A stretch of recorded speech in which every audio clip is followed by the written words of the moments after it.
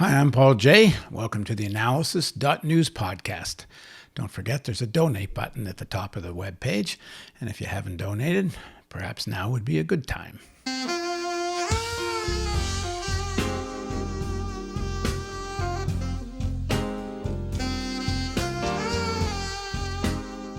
Early Friday morning, President Donald Trump tweeted that he was infected with COVID-19. Of course, this has become almost the only story covered by major American news media, and understandably so, as it may change the outcome of the November elections, and perhaps even who is president in the coming weeks.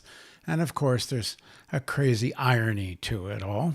Some say poetic justice. But prior to Trump's news, the U.S. media almost completely ignored a story that is not only newsworthy in its own right, but is of crucial importance to the American media itself, and that is the extradition hearing for Julian Assange. If Assange is found guilty of the charges the U.S. government has laid against him, it means that whistleblowing and the publishing of whistleblowers' revelations is dead. In fact, much of investigative journalism would be dead. These dramatic pictures are of Assange's arrest just a couple of hours ago. Julian Assange was arrested on the 11th of April, 2019, by the London Metropolitan Police for failing to appear in court, and now faces possible extradition to the U.S. Assange was dragged from the Ecuadorian embassy carrying a copy of my book, The History of the National Security State, which is a series of interviews I conducted with American author Gore Vidal. And clearly, it's the national security state that wants Julian Assange in jail, perhaps for the rest of his life. He has had to stay in his cell for 23 hours of 20... Since his arrest, Assange has been held in what his lawyers say are cruel and inhumane conditions. I call it solitary confinement. That's the description of solitary confinement. A British judge said on Thursday, October 1st, she would give her decision on January 4th on whether Assange should be extradited to the United States to face charges including espionage. The U.S. authorities accuse Australian-born Assange of conspiring to hack government computers and of violating espionage law in connection with the release of confidential cables by WikiLeaks in 2010 and 2011. The week of hearings has heard evidence that exposes the charges against Assange as trumped up and even ridiculous. The most important whistleblower in American history, Daniel Ellsberg, submitted an 8-page written statement to the court in London opposing the extradition. And Daniel now joins us from Berkeley, California, to discuss the Assange case and what he considers growing fascism in the United States. Thanks for joining us, Daniel. I'm glad to be here. So you've been quoted as saying that there hasn't been such a significant attack on the freedom of the press since your case in 1971. Why do you think it holds such importance? I wasn't the first whistleblower in America or the first leaker of classified information. Of course, that goes on almost every day, every hour, some part of the government putting out classified information that serves some agency or serves the president's policy. That's authorized disclosure, in effect, of classified information. But there have been major leaks, of course, before me and after me. I was the first American to be prosecuted for giving information, unauthorized classified information, to the American public. And I was prosecuted under the Espionage Act, which had never been intended or shaped for such a prosecution. It was intended for spies, that people would give information secretly to a foreign government to advantage them, especially in wartime, an enemy in wartime. Often been used for that, never used before me for a non-espionage case of a leaker or a whistleblower. Been used two other times before Obama, 3 altogether before President Obama. President Obama brought 9 such cases against former officials like me or current officials who put out classified information that embarrassed or incriminated the government, unlike the kind that they put out hourly or daily on their own behalf. But information that's incriminating or embarrassing, and most information that is classified or kept classified is so because it might be embarrassing to a government official or a policy, or incriminating in various ways. So There have been, as I say, more like a dozen cases before Trump. Trump has brought even more cases in his 3 years than Obama did in his 4 years, than Obama did in 12 years. But it was foreseeable that by the ACLU that he would go even further and be the first, bring the first case against a journalist, not a former official, but somebody who informs the public as a journalist or a publisher, like Julian Assange. Now, for 50 years since my case ended 47 years ago, I've been telling journalists that the wording of the Espionage Act was right there to indict them. And in fact, even indict readers who were unauthorized to get the classified information that a newspaper gave them. That could be used, the Espionage Act could be used, but in particular against a journalist.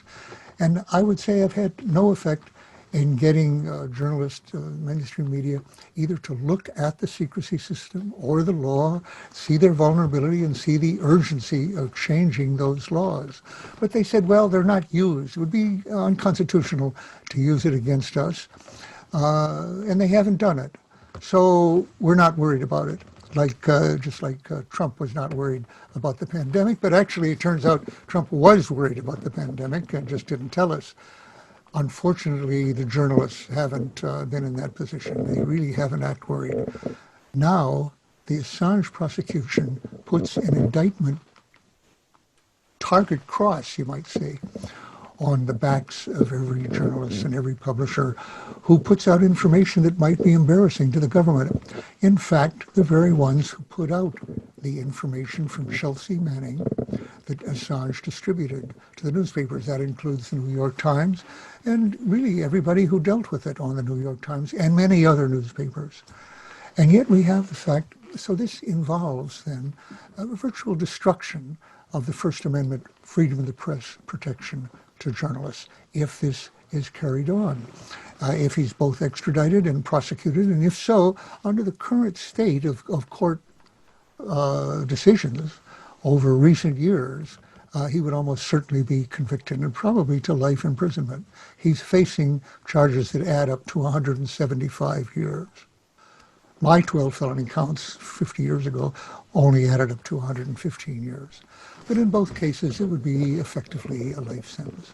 So that's what journalists are facing here, and they don't seem to have noticed it.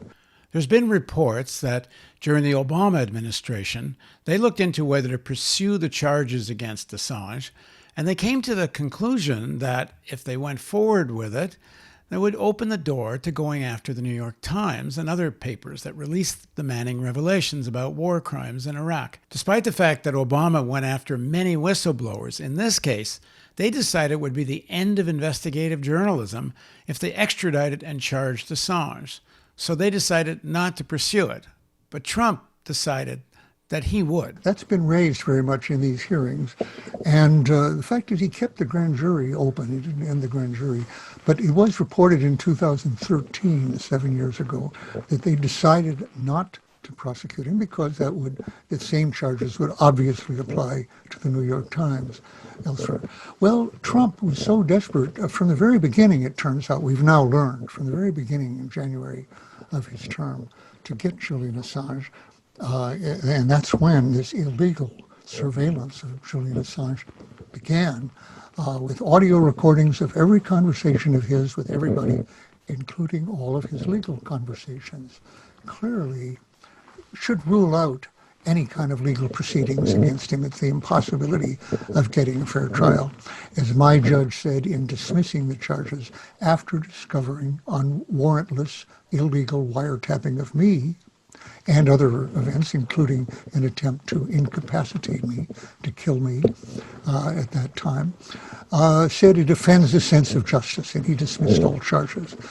Obviously, we haven't mentioned this, but just in the last 2 days now, there has been sworn testimony, unchallenged by the prosecution, though it doesn't mean they admit it, but they refuse to cross-examine or challenge it, that exactly the same kind of abuses were done against Julian Assange. Illegal surveillance, in this case, of his legal conversations. We don't know that in my case, may have happened, but don't have proof of it. but definitely of me, which they had denied for over a year falsely, that they had such overhearing. It also turned out, of course, that they had tried to, as they say, incapacitate me or kill me in 1972 in the midst of my trial proceedings. In this case, we have testimony that there was a consideration and discussion with the CIA of poisoning Julian Assange. Essentially the same. They weren't trying to poison me. They were going to beat me to death, or at any rate to silence me at that point. They wanted to silence Julian Assange necessarily by poisoning. Now, this is sensational testimony. It's about the CIA. It's given by people who actually performed these surveillance operations and participated in the discussion or overheard it of the poisoning from the CIA, which clearly would go to the White House in any investigation, almost surely would show. The CIA wasn't doing that on their own. They were doing it at behest. In fact, they said the highest authorities, highest circles were desperate to do this. There hasn't been, to my knowledge, testimony like that in a court since my case. And I can tell you that when it came out in my case, the newspapermen could not have been more excited, dashing for the payphones to inform their home offices that Watergate, which was going on then, had reached the Pentagon Papers case, which before that had been very boring to them, and they felt out of the action. There was a lot of attention to it. Ultimately, it figured in the impeachment proceedings against Richard Nixon, which led him to resign and made the Vietnam War endable in 9 months, which could not have happened without this process in which many people participated. Okay, that's the same thing as pointing to the White House right now, certainly to the CIA, almost surely to the White House. There hasn't been a word about it in the New York Times or the Washington Post. There was one AP dispatch about it about a day or two ago. The Guardian, the British Guardian, which shows in the United States as well, has covered this pretty well, as they should. Because if Julian Assange is guilty, Alan Rusbridger of the Guardian or the Observer people, all those are obviously as indictable. And just this morning, I heard a British lawyer say, the law has always been pointed at British journalists with their Official Secrets Act, but with restraint. Very few cases actually brought. He said, if this case is brought in the United States, the British will imitate that immediately, and the British journalists will feel that weight of that immediately. They'll imitate the United States. Strictly speaking now, we're talking about the U.S. doing this to a an Australian citizen, now also an Ecuadorian citizen, not an American. If Julian can be extradited for putting out the information that the New York Times did, and the Observer did, and El País and Le Monde also did, no journalist in the world is safe from being kidnapped in the United States to face life imprisonment for putting out information like Chelsea Manning's, and a lot of them put out Chelsea Manning's, the very news that he's being charged with. But anything like that, there should be worldwide attention to it. And there is some, certainly in Britain, none in the United States in the mainstream press. You have to go to programs like this, or Consortium News, or Kevin Costola's blog, and others, to learn that this case has been going on. Actually, the Times had one item that I remember back in about September 16th, that's the last time they mentioned him, by the way, which only talked about technical problems, the problem of hearing people and seeing people, nothing on the substance of the case or how it applied to them. It's extremely short-sighted of the press in protecting the First Amendment and in protecting themselves very individually from prosecution. It's rather amazing. The charge that was the start of the case against Assange was that he collaborated with Chelsea Manning to hack military computers. But I think it came out during the course of this extradition hearing that this whole thing is ridiculous because Manning had access to all the files. They didn't need to hack anything. There is a piece by Micah Lee of the Freedom of the Press Foundation, who's a computer expert, recently, I think it's in The Intercept, of how the hacking charge has just been made absurd, and he goes into technical detail on that. But they quickly supplemented that then with the point of that charge was to show supposedly that he was doing things that weren't journalistic, and that the New York Times has not been found to have done in that case. So, to separate him from that. But that's fallen because they've made charges that go far, really cover all the material that came out. The prosecutor said to me when I testified on September 16th, actually, that really he's only charged with revelations which involve the names of informants, which he said put them at great risk and great harm. Well, first of all, the danger of that, whatever it was, has been tested now by, 10 years of experience, where the government had to admit not one individual has been found to have been harmed as a result of this. So no actual harm. Second, the prosecutor was flatly lying when he said that these were the only charges he was being tried on. The other charges are of retaining information, withholding it, possessing it, and so forth. Charges that go through the whole range of what he revealed, including the Chelsea Manning revelation of the collateral murder video.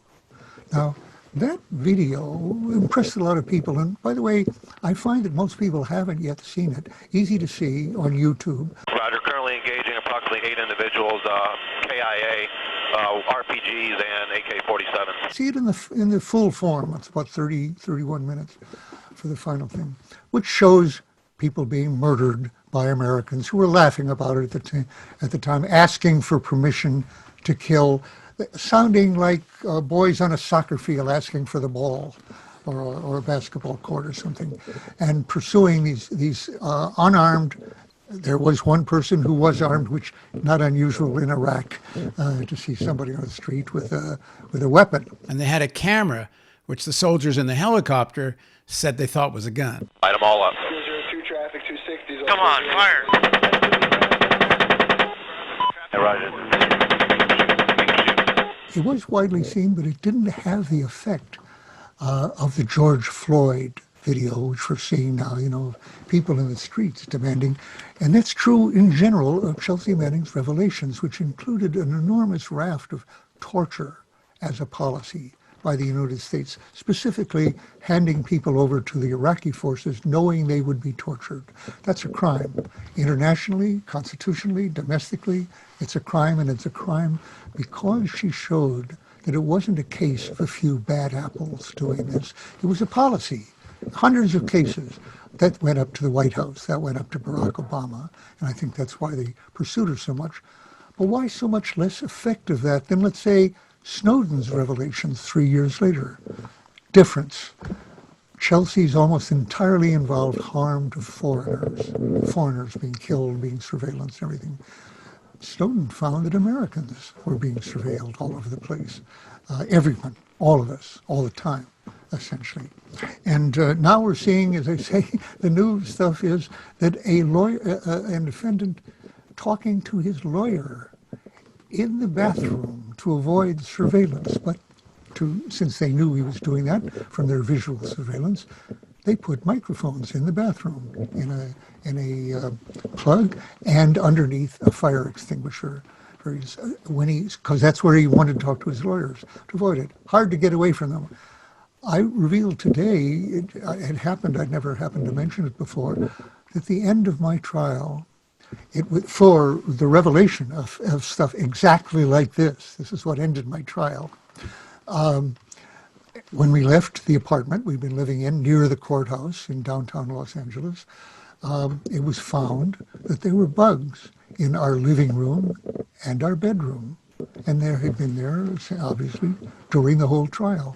Well, we didn't discuss with our lawyers in the bedroom, and I don't even think in the living room very much, but who knows where else those bugs were entirely. So this isn't entirely new, it's just revealed. And I have to say, I'm talking about it here to you, I haven't been called by the New York Times on this, nor has anybody, not a word in the Post or the Times so far.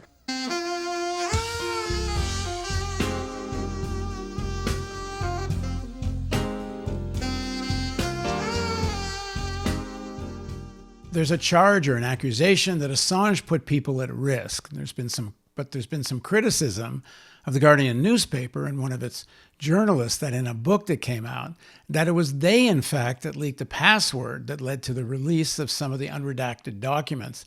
And in fact, Assange, there was testimony, was actually very careful about not releasing unredacted information. Well, it's a slightly complicated story. A British journalist named Jonathan Cook, I believe, I just saw the other day a long article by him. He was a long-term Guardian reporter, and was observed the fact that Julian, in fact, had wanted to be very meticulous in redacting names. In fact, he had a deadline, an embargo for releasing this information from the Guardian, with the Guardian and others. And they were pressing him on keeping it. He wanted to, he did postpone because he wanted to spend additional time redacting. And in the end, they pressed him. It's got to go out. Well, in the end, eventually, with the State Department cables, sometimes later, it did come out through the fact that David Lee had published the password as an epigraph, just for local color, in one of his chapters, the entire password to the unredacted cables altogether. But if I may come back, so the idea that what came very clearly in the trial was that the idea that he had deliberately shown either recklessness or unconcern for the names of these informants, or indeed had deliberately put out the names, is absolutely true. Untrue. That was clearly demolished.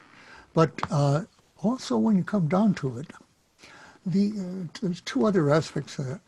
Here we have a government professing great concern for certain people involved in the Iraq War who were informants. These are not spies for us. These are not agents run by cases. That's covered by entirely different laws, actually. There was nothing illegal about putting out those names, except the fact that the entire cache, the entire cables in which they were embedded, was classified. That's the charge. But people could say, well, putting it out was irresponsible, and that's what they're concerned about. First point, which I said in court, this is the government which, by pursuing an illegal war, a war of aggression, a crime against the peace, has created 37 million refugees in the Middle East wars that have come on. And they're pretending that Julian Assange is the problem here for putting out these names. Second, even, let's say, the observer who allowed this coming out and so forth, the irresponsible, it was not unethical, it was unethical, let's say, or irresponsible to do that. The First Amendment in our country doesn't just defend responsible journalism. It doesn't say Congress shall make no act, enact no act abridging freedom of the press to act responsibly. From the point of view of the government, anything that embarrasses them or incriminates them or lowers their prestige, like sedition against a king, which our founders wanted to get away from in enacting the First Amendment, that's what they regard as irresponsible, in fact illegal. They would like to put people in jail. I noticed that Attorney General Barr has talked now about reinstating sedition laws, which our country, the War of Independence, was in part against the idea of having a monarch who could not be criticized. That's almost the definition of a monarch, above the law. As Nixon put it, when the president does it, it's not illegal. Well, obviously, Donald Trump believes that, and he's not the first. All of our presidents have probably acted on that assumption, but they didn't want to test it too much. They tried to keep their violations of law as secret as possible.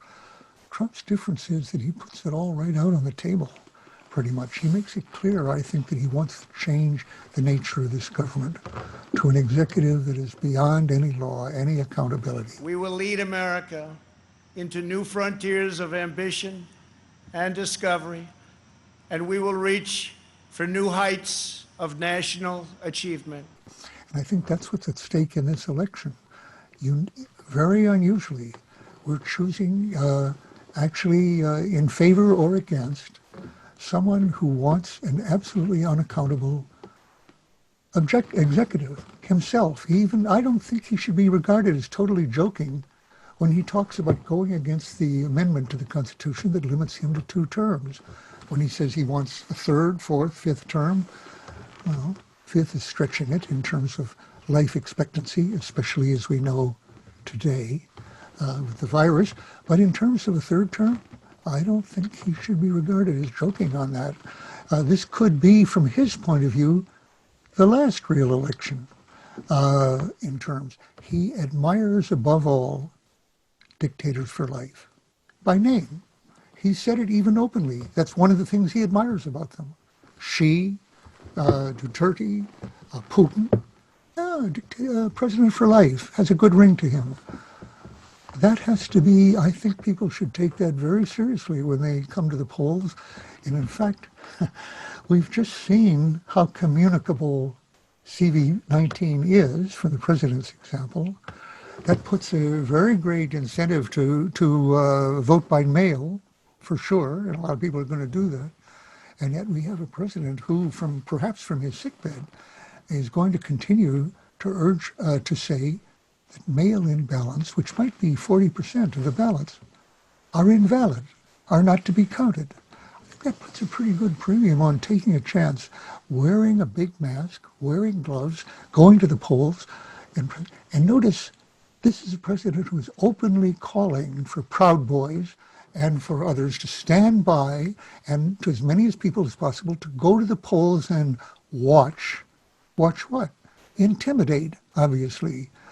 These are the kind of tactics that the brown shirts used in Germany, the black shirts in Italy. And I think that's what he's calling for. So the word fascist has not come out of my mouth that I can think of till this week. Because as I was growing up, that was a kind of hyperbole. That's all in the past. We fought that and we beat that in World War II. To call somebody a fascist now is just a rhetorical overkill, and it discounts you from I've gone along with that up till now. Use the word discriminatingly. I think the time has come now to say we are looking at a would-be fascist in the White House, a wannabe. In fact, he is a fascist right now. And I'm saying that having just looked up definitions of fascism, which are wide-ranging and rather controversial. They have certain elements in common in general. Anti-communist, anti-socialist, and anti-liberal parliamentarianism. He doesn't believe in being constricted by Congress or by the laws or by the Constitution. Another element which was not perceived in him, though it should have been, in 2016. There were people I've just been reading who said, he's not a fascist, he's a right-wing populist. Let's be exact here, like the right-wing populists we see in Europe. Okay, fine. And then you see, here's why he's not a fascist. He's not calling for violence. That was 2016, and actually he already was, but on a small scale. He doesn't have a fascist party. Well, let's think about the Republican Party at this point. But above all, he doesn't want to overthrow the Constitution, the form of government. I look at Donald Trump now, and I think he does. I think he is, in the sense of the oath I took, as a Marine, as a State Department employee, as a Defense Department employee, every member of the government, every member of Congress takes an oath not to a president or a Führer or El Duce, but to the Commander-in-Chief, but to support and defend the Constitution of the United States against all enemies, foreign and domestic. I think Donald Trump is a domestic enemy of the Constitution, not in a rhetorical sense, in the sense that I took an oath to defend and support against. And I think people who took that oath in the government right now should be thinking of what their duties are in terms of telling the truth, or on the other hand, protecting him in his lies and being silent about them. We're facing very much a constitutional crisis. We're being tested. And we have a chance right now to protect ourselves from that move into fascism. And the New York Times, that I think understands much of what you just said, and they're probably coming to agree with much of what you just said, how do they not connect that this attack on Assange is just what the Obama administration said it would be. It could lead to a potential charge against the New York Times itself. If I remember correctly, Nixon did consider trying to lay charges against the New York Times and the Washington Post for printing the Pentagon Papers. And certainly Trump, in this crazy maniacal state, talking about not recognizing the mail-in ballots and calling on his gangs to stand by and so on. What makes them think they wouldn't charge the New York Times? Can't really explain. The first column describing Julian in the New York Times, which of course he'd collaborated with in putting out this information fairly closely. And I think he thought of himself as being on a team with the New York Times, which I thought of it at the beginning when I gave information to Neil Sheehan, but that I quickly learned I was not on the team, no consultation, whatever. They didn't work with me the way actually they did work with Julian Assange, as the other papers did in deciding how to interpret this stuff and what to put in, what not to put in. Quite a lot of working arrangement, which I didn't have. They wrote an article about Julian, and they described him as scruffy, ill-clad, arrogant, and didn't like dealing with him. Made a big point that he smelled bad, that he didn't bathe enough, and so forth. It was a real smear, actually, altogether. They did much the same with Chelsea Manning, actually. And I know that at that time I was in communication with him, and I saw him in London after that, putting out the Iraq cables, and I know that he was quite put out by this. He said, "Why did you?" I said, "Julian, I could have warned you that this is the way you would be treated. It's the way I was treated, actually, by the New York Times. They don't think of a source, or even in his case, Chelsea was a source, but he was a junior publisher, it seemed. But they thought of him as a source, I think. I think they think of sources the way police think of their snitches, their informants. Each policeman has his own informants, but he thinks of them as criminals, bad guys who, he's maybe protecting to some extent for his source of information, but he has no respect for what they're telling him. Here are people who, some of them are telling stuff, officials all the time for their own benefit. They're not going to they're not under risk of prosecution, but whistleblowers who are doing this for the good of the country at their own risk, I don't think newsmen, news personnel, women, see them much differently. They try to protect who they are for various reasons so they can get more information. But beyond that, it's not a matter of real respect. They don't see it as part of the process, part of the team. I think that really ought to change. I would like to see a Pulitzer Prize for sources as well as journalists. It wouldn't be named, no doubt. It would be anonymous. You could find out who they were. I'm not asking for it to be retroactive, exactly, but at all. But I think that would be to show that this is a legitimate, important part of a democracy and of a republic, and that these unauthorized disclosures show, in the case of the whistleblowers, a very high form of patriotism. People say the highest part. I'm not going to compare, but I'm going to say it's a high form of patriotism, and we need it, and we need a lot more of it than we've had. So in the whole process here, I think the journalists need to re-examine their relationship to the secrecy system. Oh, it occurred to me one last thing to say here. I think they like the secrecy system as it is, journalists, because it gives them scoops. When an official gives them classified information as a leak, not making it available, not declassifying it, not making it available to journalists at large, just because a classified document, or here's, don't associate my name with it and so forth, the journalist gets his exclusive. Other journalists don't get it. Now, next week, somebody else gets it. He doesn't get it, or she doesn't get it. But then again, if he's a good boy or girl, get it again.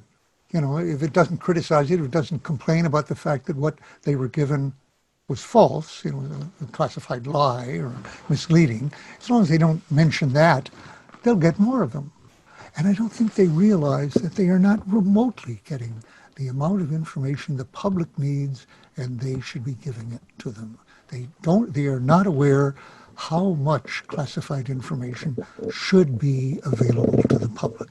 What's really going on here, I think, is that Julian Assange poked his nose, his hands with Manning right into the state, right into the heart of the darkest part of the U.S. state.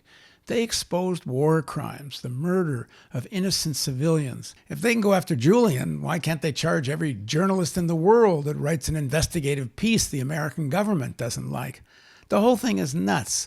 What they're really saying is, you can't mess with the American state. You don't dare work with a whistleblower so close to real secrets. What's called the Espionage Act, that they're charging it, is so called because up until my case, it was used only against spies for Espionage Act. Actually, my case was a non-espionage case. I was not only not charged with espionage, and Julian is not charged with espionage, and is not being tried under the paragraphs of the law that apply specifically to spies. He's applied to what applied to journalists and to officials who put out information, like me, and the latter. Now, the so-called Espionage Act, as I say, is actually 18 U.S.C. 793, paragraphs D and E, that are mainly used here. They actually used a paragraph B against Julian as well. It wasn't against me. But I can run that off, not being a lawyer, because I was the first person charged under that. That's the only law that I can identify that well. The word espionage was banned by a motion from my prosecutor from the courtroom because he didn't want the jury to hear that I was being charged with espionage, which I wasn't, because that would appear so absurd.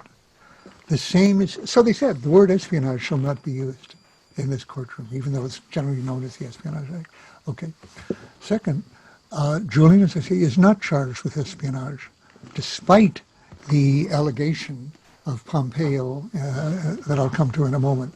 But he's being charged with violations of 793 paragraphs D and E and some other paragraphs. Okay.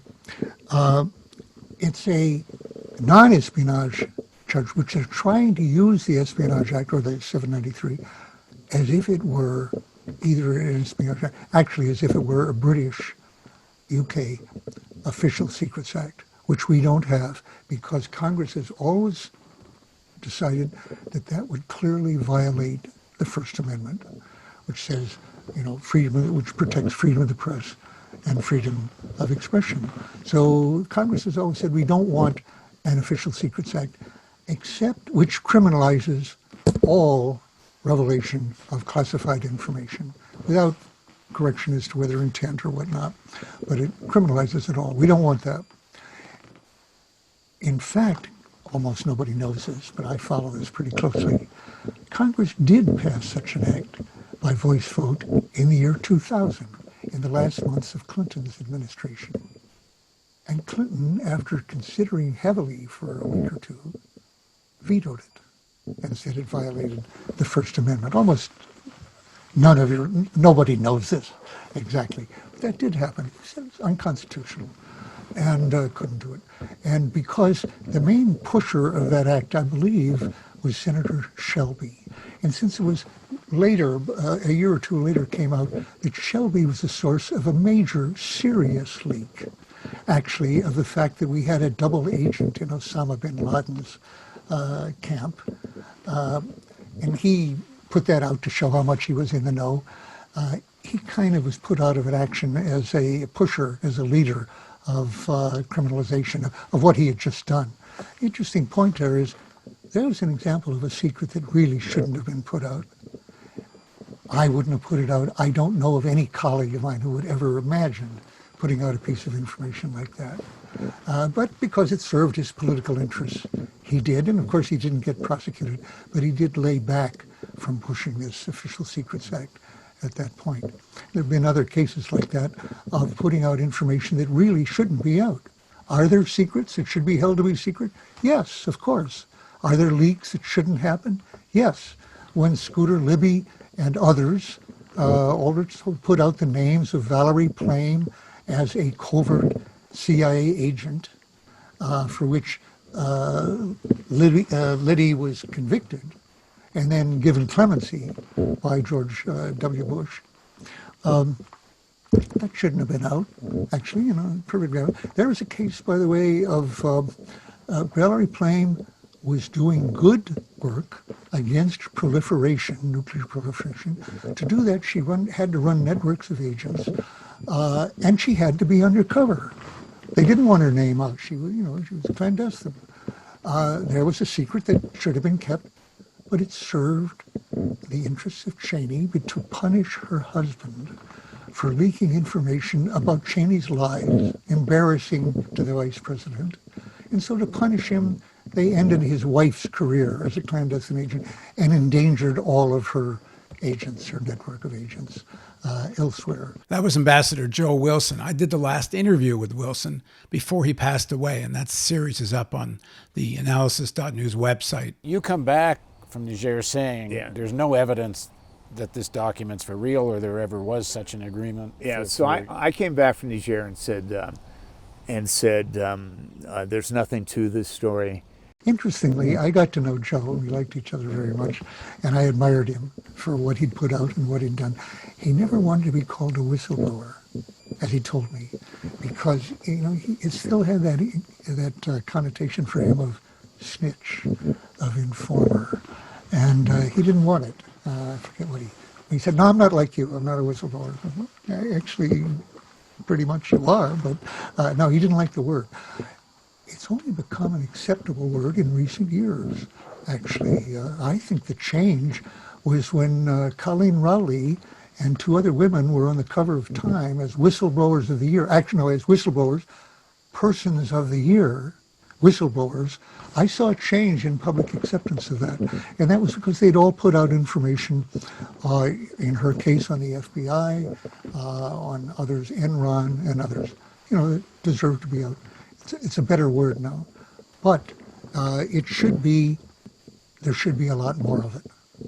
And if Trump's efforts against the journalist aspect that the Espionage Act permits prosecution of, if that succeeds, there will be many fewer whistleblowers. Not zero, because there are people like Chelsea Manning and Ed Snowden who will say, as Snowden put it, some things are worth dying for. Chelsea said, I'm prepared to go to prison for life, or even face capital punishment, as she did, by the way, in her charges. I saw that and I said, gee, I haven't heard anybody else say that for 39 years. That's the way I felt. So I felt an identification with them, those two people that I don't have more than anybody else on earth, as a matter of fact. I hardly know Chelsea. Ed is a friend of mine now. We're both on the Freedom of the Press Foundation. But even without knowing her, I feel a great identification with her. It's not, you can't point to too many people who unfortunately are willing to do that, even though the stakes are enormously high, worth it. What's more important is you don't find people who are willing to risk their careers, their clearances, their access, and seriously, their marriages, their children's education, whatever in some case. They won't risk it, any risk to their job, I would say, to put out information that might save an untold number of lives or save the Constitution, as in Snowden's case. So coming right back to this case, the First Amendment is directly attacked in this case in a new way. It was attacked in my case too, and the others. The constitutionality of using the Espionage Act case was regarded as wrong, as false, invalid, as early as mine by legal scholars. And that's been true for all of the successive uses against officials who put out information.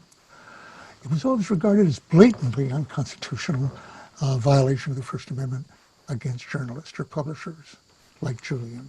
and it is. So if he were to succeed in this, you could write off our nation as a republic, or as any kind of public sovereignty when it comes to foreign affairs, defense affairs, military matters.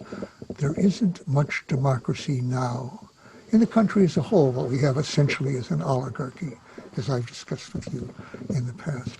But in terms of military and national, the public doesn't have much say because they aren't told much. They don't know much about it. Well, that's largely a fault of the media and our education and Congress investigations, our education system in general. The word empire is just absent from the consciousness of most Americans who've gone through our educational system and read the papers, which means they really can't understand foreign affairs, that what's going on, that we are one, that we are the strongest empire in the world at this time, which is the way it is. And that depends on secrecy from the public of what empires do to effect regime change. Torture, coups, paramilitary, actual invasions. It occurs to me we've had until recently what I call a covert empire. Covert meaning plausible denial of what you're doing and who orders it, as in covert operations. We deny we're an empire. We deny what we do, like other empires, to effect regime change, to control other governments, to get them what we do. It's pretty well covered.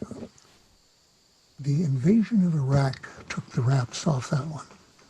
Even in Vietnam, we pretended to be coming in at the request of a sovereign government, the South Vietnam government, which was in fact a government we had created and controlled. It was a puppet.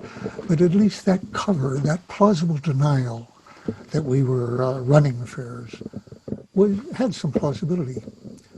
Not in Iraq. Nobody invited us in Iraq. Nobody. Well, that's not quite true. Handful of people, especially people who hoped, to be power, Ahmad Shalabi and others. There were some requests, but not from any official body, not from any major faction in there. It was an invasion. It was a crime against the peace, absolutely. And so if you ask what will happen if the First Amendment is just discarded in this field as a result of this case, more Iraqs. And that one led not only to millions dead, but to 37 million refugees. So a lot is at stake here. Thank you for joining us, Daniel. Thank you, Paul. And thank you for joining us on the theAnalysis-news podcast. And again, please don't forget that if you haven't donated, there's a donate button at the top of the webpage.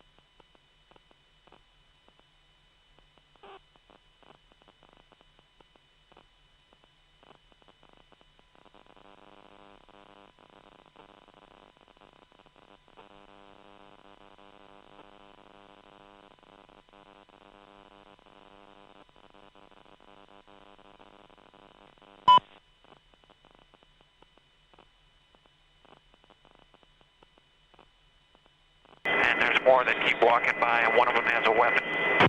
Roger, received, target 15. Okay. 208. See all those people standing down there? Stand by. Roger. Stay firm. And open the courtyard. Yeah, Roger. I just estimated there's about 20 of them. There's one, yeah. Oh, yeah. Correct. Spanish 14, route 236. I don't know if that's... Hey, Bushmaster Element, copy at White 6. That's a weapon. Yeah. Hotel 26, Crazy Horse 18. We'll call for exchange, Mike Charlie, Mike Bravo. Speed 37. Number White 6, Bushmaster 6, Romeo. Roger.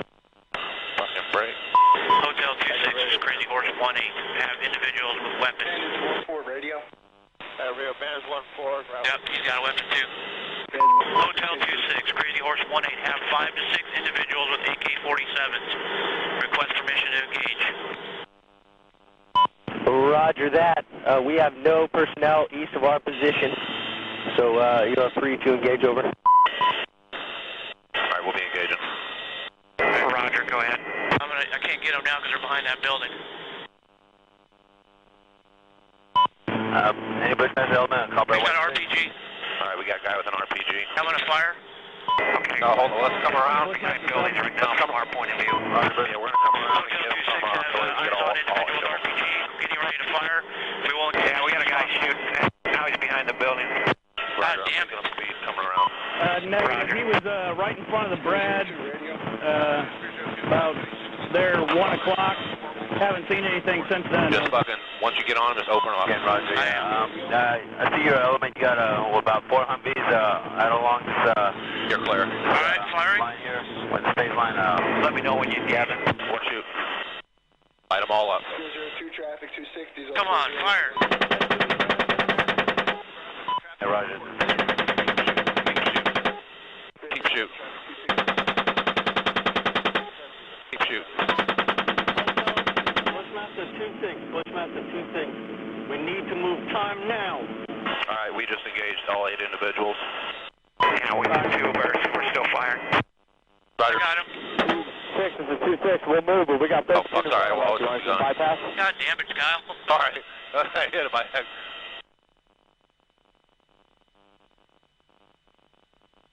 All right, you're clear. All right, I'm just trying to find targets again. Bushmaster 6, this is Bushmaster 2-6.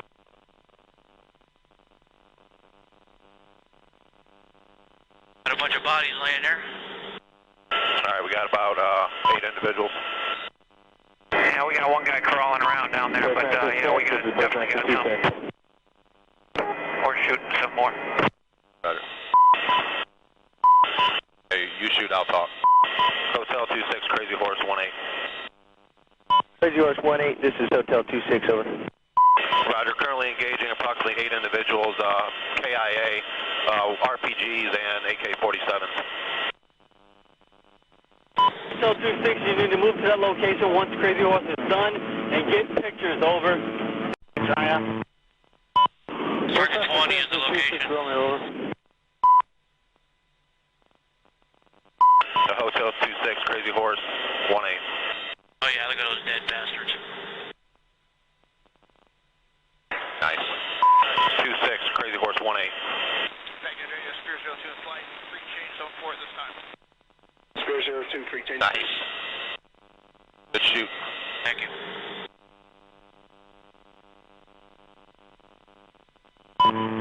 Hotel 26. Hotel 26, Crazy Horse 18.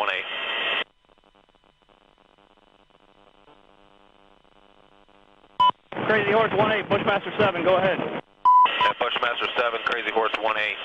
Location of bodies, Mike Bravo, 5458 8617. Hey, good on the kitchen, that's good. 5458 8617, over. It's Crazy Horse 18, that's a good copy. They're on a street in front of an open courtyard with a bunch of blue trucks, a bunch of vehicles in the courtyard. There's one guy moving down there, but he's wounded. To the south. All right, we'll let him know so they can hurry up, get over here. It's 18. We also have one individual appears to be wounded, trying to crawl away. Roger. We're going to move down there. fire. Yeah, we won't shoot anymore. He's getting up. If he has a weapon though in his hand? No, I haven't seen one yet. You guys got that guy crawling right now on the curb? Yeah, I got him. I put 2 rounds near him, and you guys are shooting over there too, so we'll see. Yeah, roger that. Bushmaster 36 Element, this is Hotel 27, over. Hotel 27, Bushmaster 7, go ahead. Roger, I'm just trying to make sure that you guys have my turb, over. Roger, we got the turb. Okay. Come on, buddy. All I gotta do is pick up a weapon.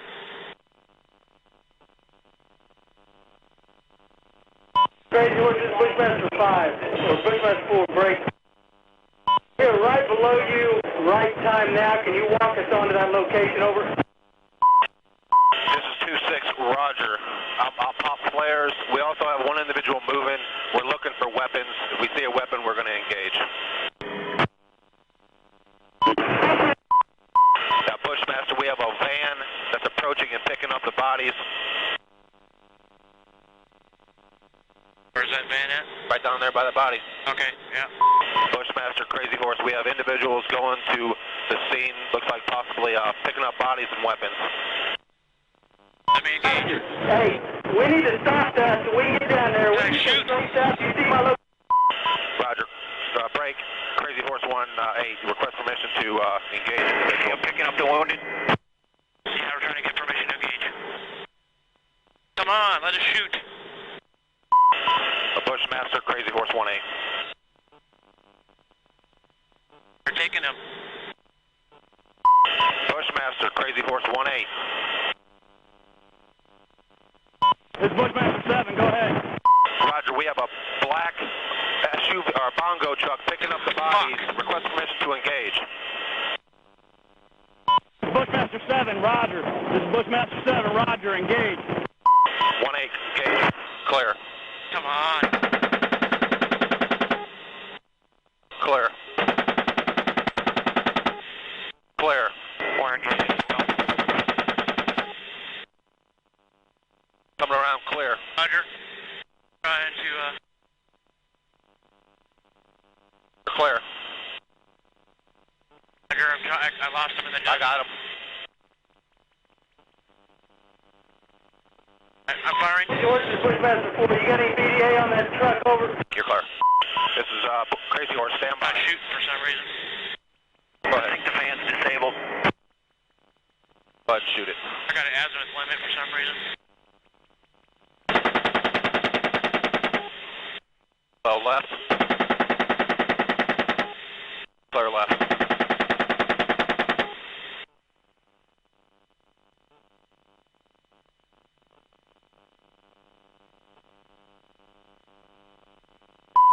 Alright, Bushmaster, Crazy Horse 1-8. A vehicle appears to be disabled. There was approximately 4 to 5 individuals in vehicle moving bodies. Your lead, Bradley, should take the next right. That's cruising east down the road. No more shoot. Crazy Horse, this is Bushmaster 4. We're moving a dismounted element straight south from the Bradley. I have your Bradley element turning south down the road where the engagements were. Left calling stations at Bradley element. Say again. Rogers, Crazy Horse. Your lead Bradley just turned south down the road where all the engagements happened. Should have a van in the middle of the road with about 12 to 15 bodies.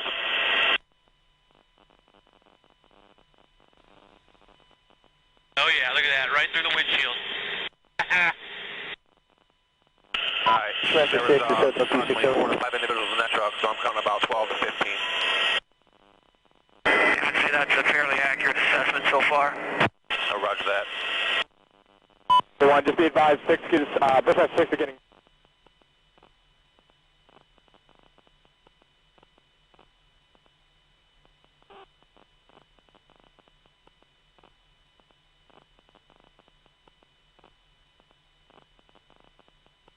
Roger, we'll be standing by here. Over 5-2 radio. Yes, Viper 52 departing zone 208 for zone 4. We call frequency I just drove over a body. Yeah. Viper 52, report free change zone 4. Major is a visual. frequency I just drove over a body. Yeah. Viper 52, report free change zone 4.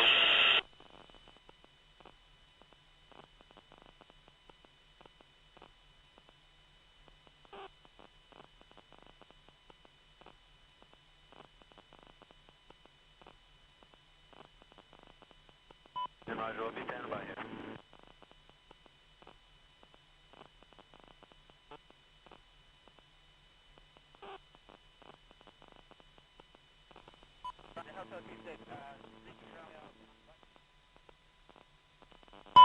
Hey, I need to get the brass to drop ramps. I got a wounded girl. We need to take the rough to mile. Bushmaster 7, Hotel 26. Do you want us to move to your location? Over.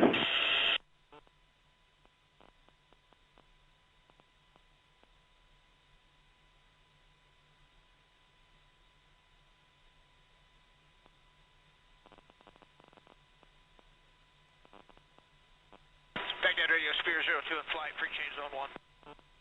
Spear 02, free change cruise zone 1. Bushmaster 6, Hotel 26, over. Hotel 26, this is Bushmaster 7, Roger, come to our location. Okay, Roger, we're moving up north on Gaddens, and then we will push east to your location. For zone 4, en route zone 311, we'll call arrival. Aggressive 20, Commando 89ers active, port arrival 311. 20. Baghdad Radio, aggressive 34 is off zone 208 for zone 1, we'll call for change. Aggressive 43, zone, correction, aggressive 34, zone 30 is closed, report free change zone 1. Aggressive 34, welcome. Roger.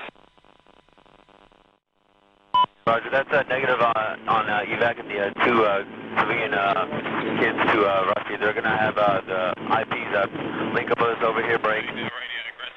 And IPs will take them up to a local hospital, over. Up your copy, over. Roger that. Flight to tell.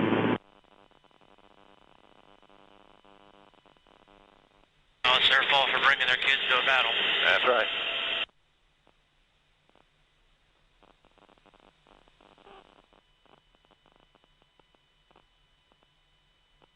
Crazy Horse 1A will be setting up north to south, engaging with Hellfire.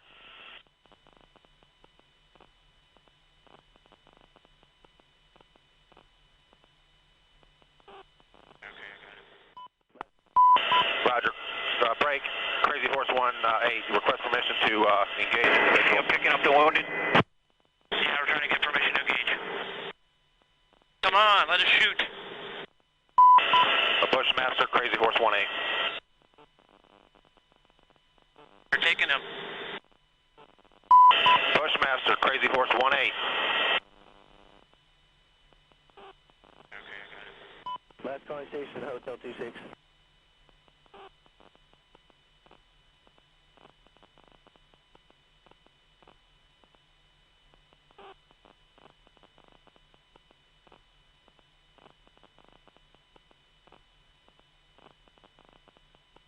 Roger, we'll be standing by here.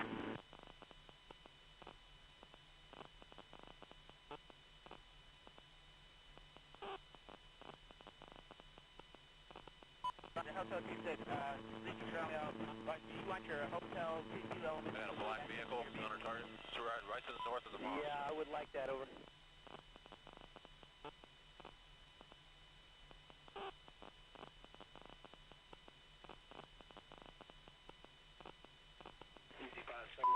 Hotel, Crazy Horse 1A.